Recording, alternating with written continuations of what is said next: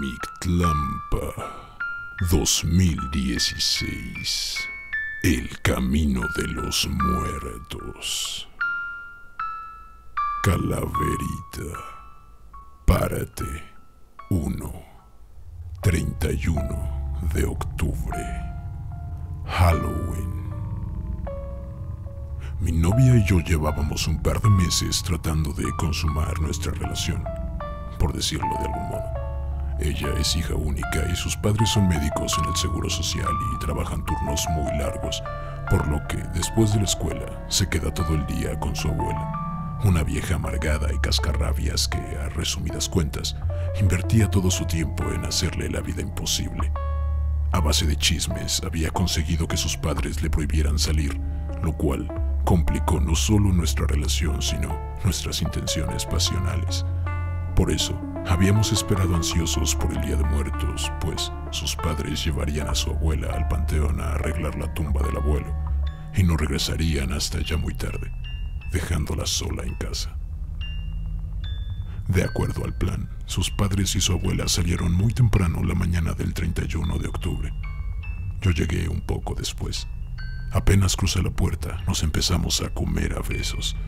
No tardamos mucho en empezar a desnudarnos, pero justo antes de comenzar a hacerlo en la sala, me dijo que en su alcoba tenía preparadas flores, velas, incienso y música suave para hacer de esa una ocasión especial. Entonces, subimos las escaleras. Me pidió que esperara afuera de la habitación mientras ella ajustaba los detalles finales, así que me quedé parado a la mitad del pasillo, esperando.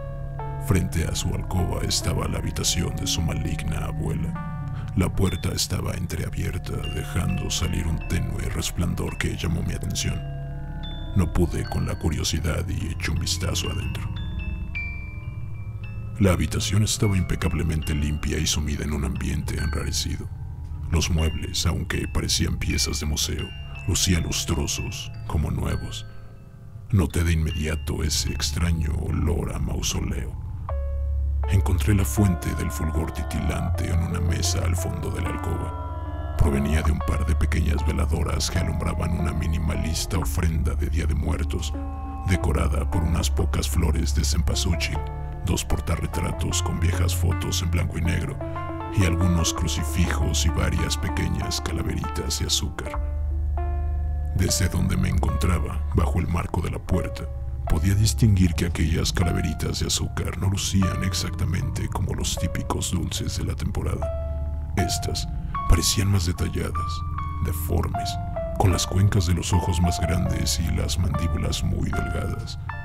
Además, parecían tener una textura lisa con un acabado lustroso, muy distinto a la textura áspera de las calaveritas de dulce. Sin el menor respeto por la propiedad ajena, me metí en la habitación para poder ver de cerca aquellos pequeños y curiosos cráneos. Había más de 10 de esos cráneos en la ofrenda, todos decorados de diferentes maneras y con nombres distintos escritos en sus minúsculas frentes. Obviamente no eran de azúcar, ni los decorados eran de dulce. Aquellas piezas eran de porcelana o de alguna pasta parecida, además de estar barnizadas para verse así de lustrosas. El detalle era impresionante. La caligrafía en los nombres era preciosa y la precisión de las grecas que los decoraban era magnífica. Aquellas calaveritas eran pequeñas obras de arte. A estas alturas de la situación, no me serviría de nada mentir. Así que puedes creerme cuando te digo que de verdad no quería hurtar aquel pequeño cráneo ni tenía la más mínima intención de conservarlo. El que luchara en el bolsillo de mi chaqueta no fue más que un descuido, una distracción, un grave error. No más que una reacción, quizá inconsciente, al creerme descubierto haciendo algo que no debería de estar haciendo, cuando escuché la voz de mi novia, llamándome desde su alcoba, avisándome que estaba lista. Estuvimos todo el día ocupándonos de nosotros, tanto que no notamos que sus padres estaban por volver. Tuve que salir volando para que no nos encontraran en la cama. Juro que no tuve la menor oportunidad de devolver el cráneo a su sitio.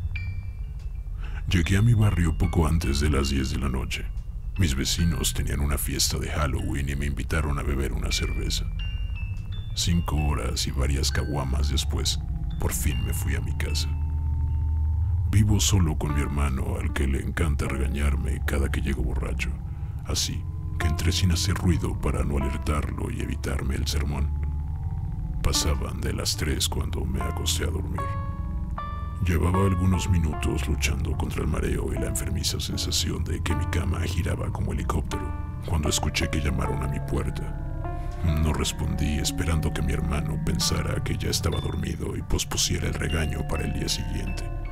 Miré el reloj sobre el buró. Eran las 3:30 exactamente. Llamaron de nuevo. Esta vez, los toquidos fueron más fuertes y otra vez me quedé callado.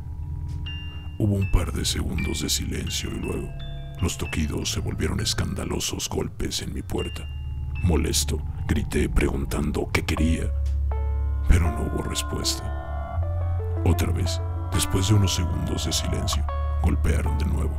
Me incorporé luchando contra las náuseas y abrí la puerta de golpe, preguntando a gritos qué quería. Debo admitir que la borrachera me hizo reaccionar lento y tardé en notar que ahí no había nadie. Me tomé algunos segundos escudriñando el pequeño pasillo fuera de mi habitación, pero estaba vacío.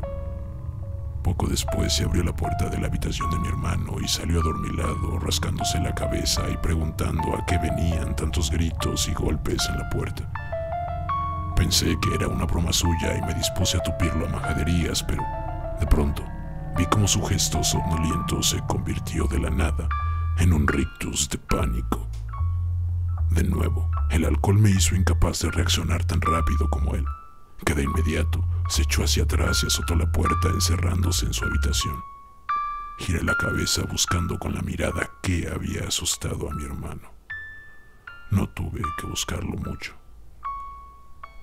Recuperé la sobriedad a la misma velocidad con que mi cerebro cayó en cuenta que lo que encontré ahí, frente a mí, era la cosa más espantosa y tétrica que alguien haya visto jamás. A menos de 1 metro de distancia, un espantoso y espectral niño pequeño, casi un bebé, parecía dar sus primeros pasos, andando tambaleante hacia mí. El mirarlo era traumático. La piel sobre su esquelético cuerpo era gris, cuarteada y seca como la de una momia. Su carita parecía estar sumida dentro de su cráneo. Lucía como un eunuco aberrante con la cabeza aplastada.